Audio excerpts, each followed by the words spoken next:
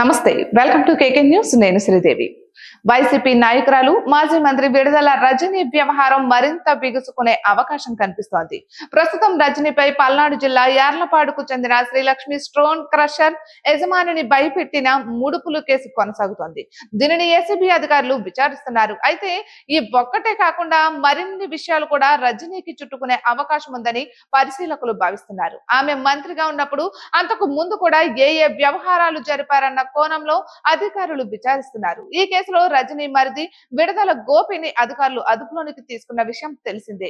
అయితే ఆయనను నేడు రేపు పోలీసులు కస్టడీకి తీసుకుని మరింత లోతుగా విచారించే అవకాశం ఉందని తెలుస్తోంది.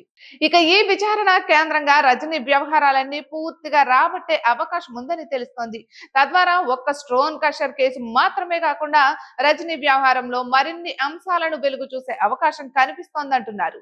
తద్వారా కేసులు పెరగడంతో పాటు రజనీకి మరింత ఉచ్చు బిగుసుకునే అవకాశం ఉందని సమాచారం. ఇక స్టోన్ క్రషర్ యజమానిని బెదిరించిన కేసులో 2.2 కోట్ల రూపాయలు తీసుకున్నట్లుగా ఆరోపణలు ఉన్నాయి.